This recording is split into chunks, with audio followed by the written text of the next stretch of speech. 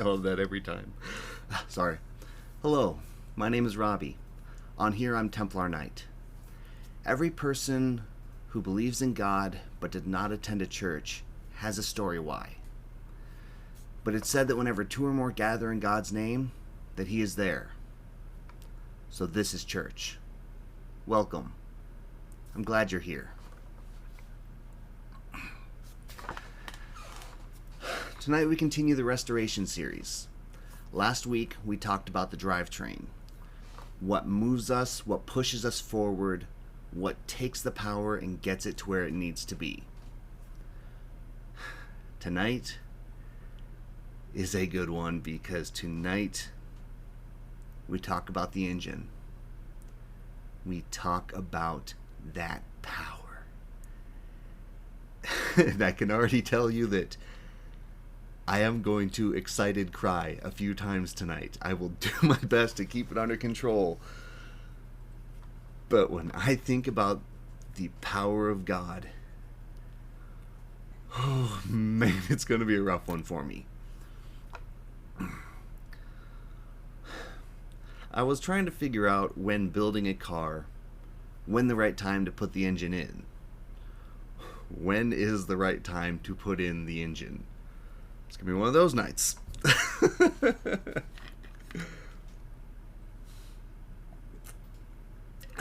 Words are hard. I was trying to think when is the right time to put in the engine. Now, sadly, one of the biggest things this Bible study is lacking is my knowledge of building cars. I honestly don't know when the motor goes in, so I've been building this vehicle from the ground up. But again, this vehicle is just a symbol of our faith. So I've been building this faith from the ground up. We started with our foundation, what we're built on. I don't know if the motor's supposed to go in later, but I want to put the motor in now. So that's what we're going to do.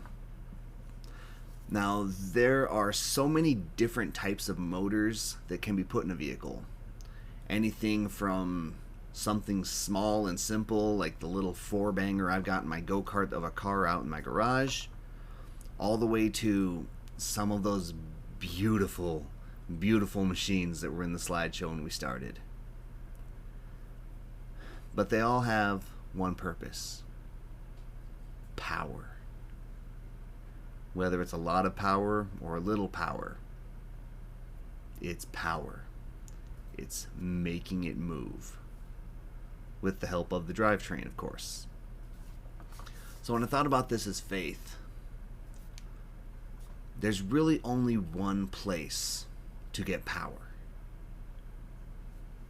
And that's from God. So I was sitting there thinking, okay, how do I describe this power? So I actually started, my notes began, I was just going to flip through the Bible, skim the chapters, and write down all the times that God showed His power. I mean, if we start at the very beginning, I mean, that's a very good place to start. The very beginning, God created the heavens and the earth. I mean, I don't know how more powerful you can be than that, to create planets, to create a solar system, to create the heavens, to create that all. That's a huge, that's some serious juice there. I mean, I can make a sandcastle if I have sand, maybe. I can make a few small things. I cannot create planets. I don't have that power. And I started flipping through, and I was just listing all of these different things. I had notes. I was on page 3 when I finally said, dude, you need to stop. I mean, I went through Sodom and Gomorrah. A very well-known story about God's power because He dropped a tactical nuke on those places, and boom. That was some serious power God unleashed. And they didn't have that kind of destructive force back in the day. And even nowadays, we discuss the nuclear explosions we've seen. There's some serious power in that. Then I was flipping through and I made it to what I like to call the God versus Pharaoh chapter, otherwise known as Exodus. That's when God chooses a man named Moses and tells him he needs to go and free the Israelites from slavery. And all of the examples of God's power in there, I mean, it's a good book, honestly. If you're kind of starting, they always say start reading, if you're starting reading the Bible, they always say start with the Gospels. Read about Jesus. That's the key part. Exodus has some pretty cool stuff in it too.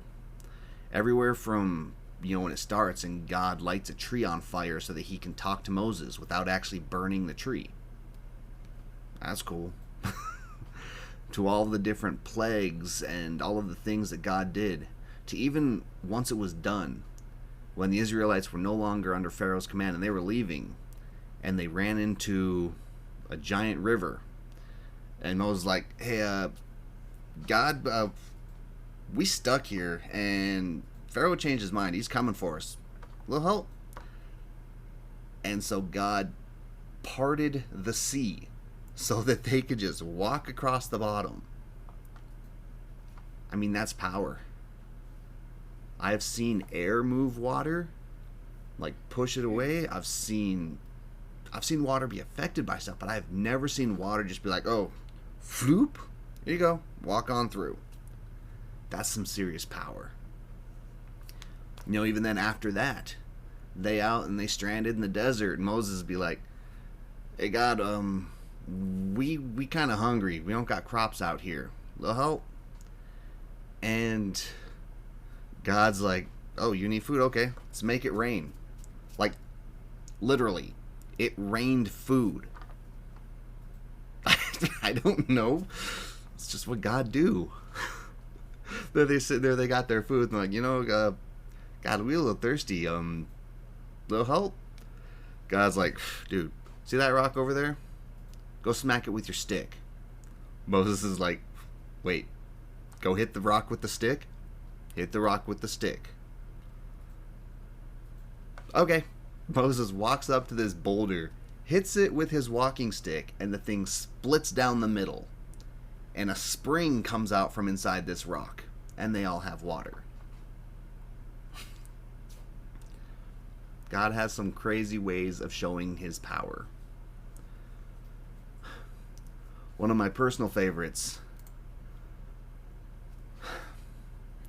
This was when Jesus was on earth. He was out with his disciples. They were chilling on a boat. And this storm shows up. And they are freaking out because this ain't good. This is a serious monster of a storm, and they probably going over.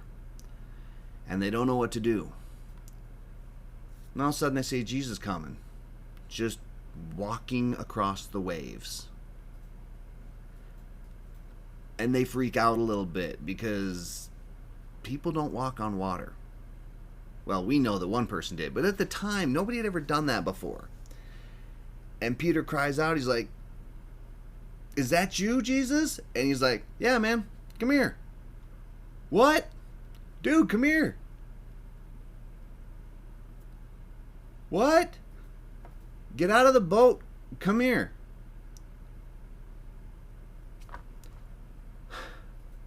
Peter had faith, and he trusted the Lord. So he hops out of this boat, and he starts walking on the water. Could you imagine that first instance when he had to let go of the rail? As you don't know, I got water issues. I don't do lakes. No, water that you can't see the bottom of, you don't know what's in there. And Jesus is out there on the water, just chilling, walking around, having a good old time. And he tells Peter, hey, get out the boat. Come here real quick. And Peter does. And he takes like 3-4 steps, and he's just walking on this water. And then he looks back at the boat, and he gets scared. And he sinks into about his waist. And Jesus reaches out and grabs him. And he just laughs, saying things to his sword. What are you doing? Don't doubt me. I got you. And he helps Peter back up.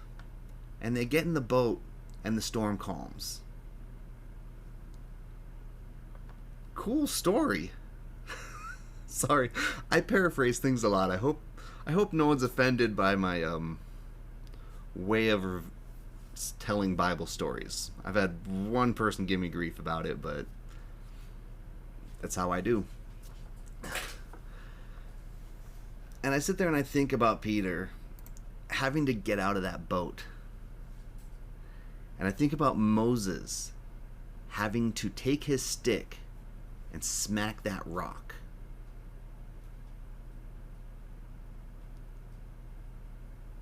What kind of power was God giving them?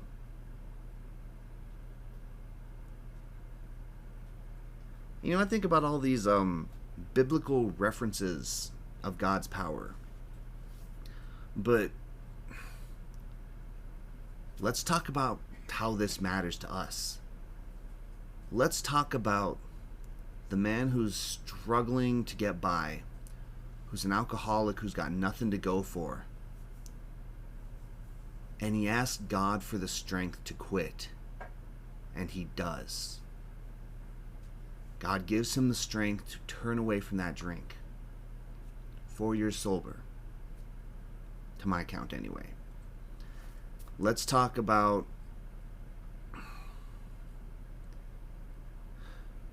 another guy I know who met a woman who already had a child. And he loves that kid like it's his own. That's power.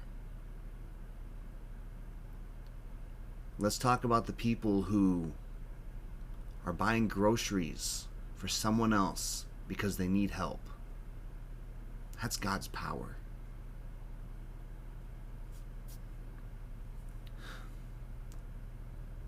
The thought that people will go out of their way to help someone else.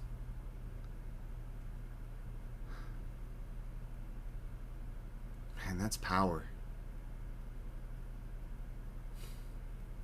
Gonna get personal for a minute. The thought of a broken and damaged man trying to pull his life back together so that he can come here on Sunday nights and talk to strangers about how much Jesus loves them.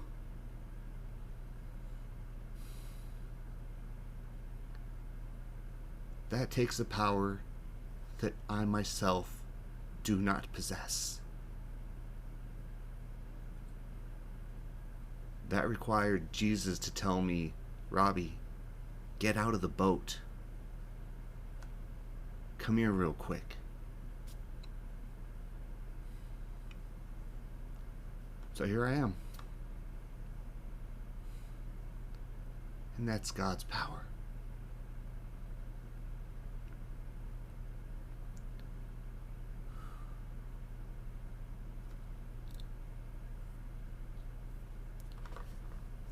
If you look through your life on a daily basis, you will see signs of God's power. Things He is doing through people, things He is doing in the world around you. I live in an area we call it the Black Hills, and sometimes I get to stand on top of a hill and look at this earth that God created. Just kind of sit back, shake my head, and be like, it's pretty cool, man. It's pretty cool. I couldn't build this.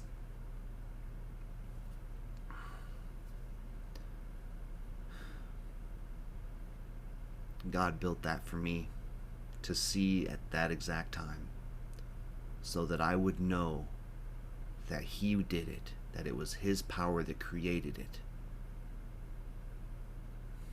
and that I could glorify Him through that.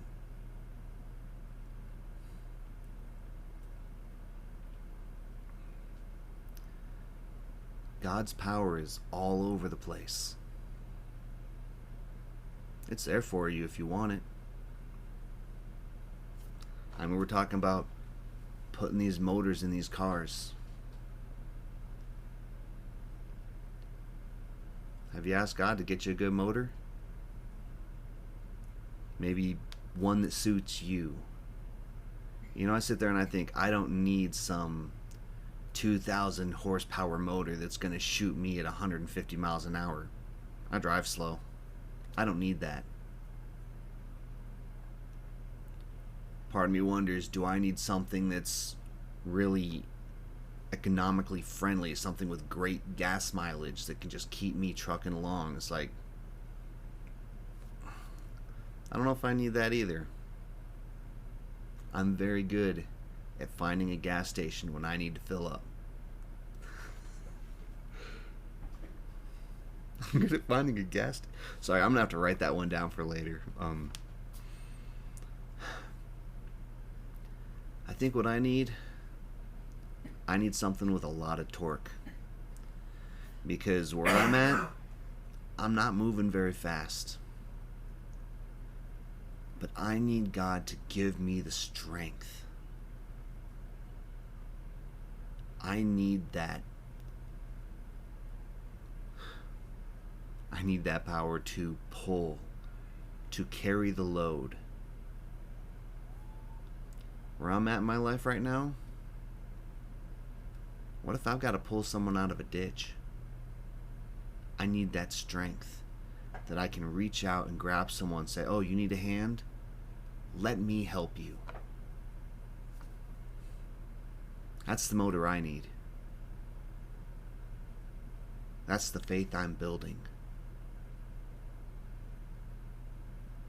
This is what I can do with God's power.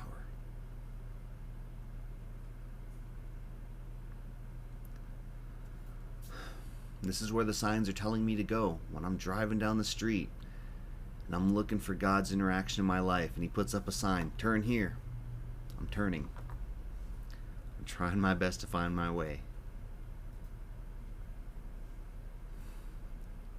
I wonder if God is ever gonna give me that moment when I have to get out of the boat again, when I have to hit the rock with a stick, and He says, Robbie, I need you to do this. Am I going to be strong enough to say, yeah, okay, let's do this? Or am I going to be like Peter and doubt just a little bit?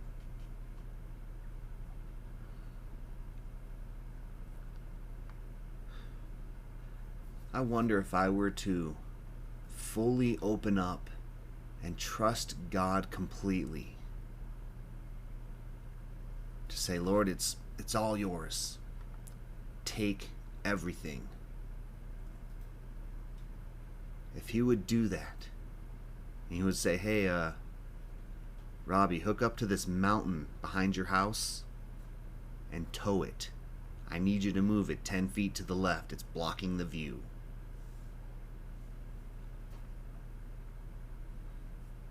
God, I'm going to need a bigger chain. But okay. Let's move this mountain, God. I'm trusting you to give me the power to move it. Because if that's what you're telling me to do, okay. Just give me the strength.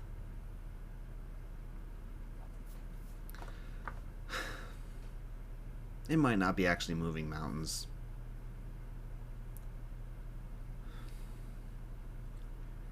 It might be asking God for the strength to preach to a coworker, to raise children in His love, to not get mad at that person on the highway who cut you off and is driving too slow in the fast lane. Sorry.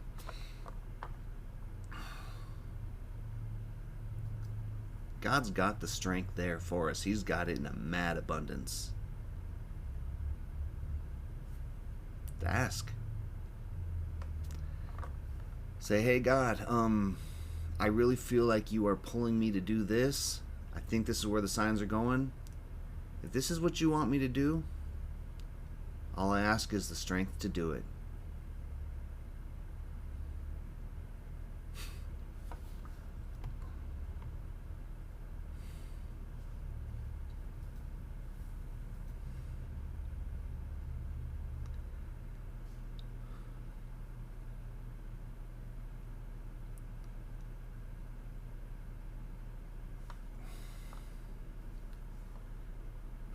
Sorry. Having a rough time tonight.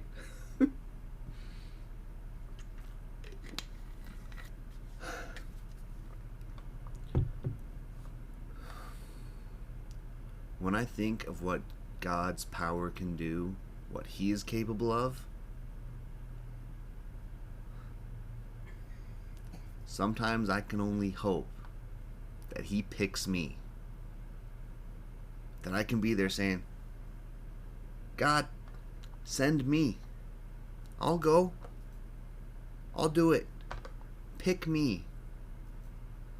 Give me the strength to do your will. Because there is some serious power in that.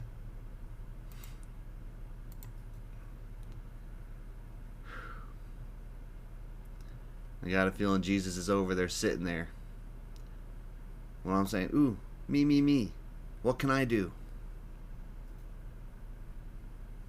Jesus looks over me and says, all right, you want to do this? Grab a wrench.